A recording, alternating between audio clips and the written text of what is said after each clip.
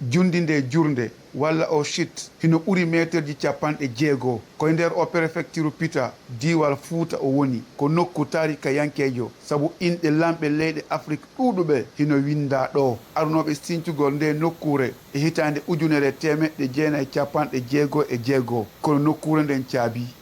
Un beau paysage, l'air est purement naturel. Yaasi on hino laba hendu ndun jilla no yirɗon noon kono yaasi on boni ɗum ko sabu gese ɗen sunnugol burure nden soppugol feƴƴintina leɗɗe ɗen ko ɗe kuuɗe woni bonnude nde nokkure kono ɓiɓɓe nokkure nden hertorɓe hundaari lamminaɓe halfina hundaari ndi hooreɓe leydi ɓen mo be hino tawa e o bone ko ma himɓe ɓe waaje leɗɗe aawe fiyo yaasi on afin que l'environnement revienne à sa norme. ɓiɓɓe nde nokkure e janngoɓe ngal duɗal hertorgal hiwgol hundari SED centre d'éducation à l'environnement et au développement hino wonde ande ka sengo site parti no ɗon inde lamɓe buyno ɗon ko ɓen lamɓe arno ɗum ko jeeyaɓe leydi Afrique ko ɓen arno fewno barrage o lancete no donc indele maɓɓe ne no winda haysi luttuno ɗum ɗon tun ko mbadi labande e site on nafere ma noon cascade wonɗo ɗon on ko hikkiɗo e ɗimmon ɓurɗo judde on e nder Pita siwi Kamba Daga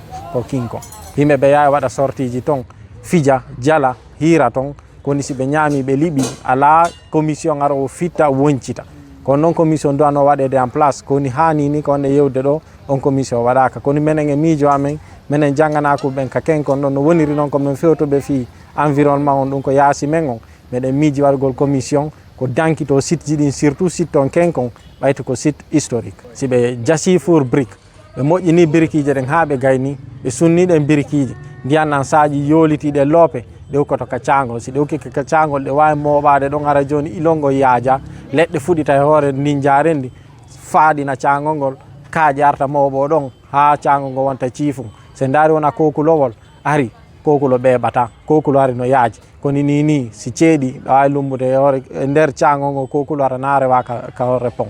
hooreɓe e janguinoɓe ngal duɗal hertorgal hiwgol hundari noddirtengal centre d'éducation à l'environnement et au développement SED hino irri ɗum. On a reboisé une fois, deux fois, trois men fois. aawi leɗɗe nde wotere laabi ɗiɗi laabi tati tuma kala men aawi hiɓe sunnude si men landike ɓiɓɓe nokkure nden ɓe wi a yiite jinna hino woodi so yii himɓe hino iwra Amérique iwra Europe iwra nokkeli ɗin fof ara ɗo ko ɓay hiɗen mari nokkeli labaɗi kono si yaari ni en heɓata arowo kamen. Finalement, on n'aura plus de visiteurs. andine wondema ɓawto guine hettude hoore mum ko o barasi King Kong jonnowo courant ada moƴƴinede leydi ndi.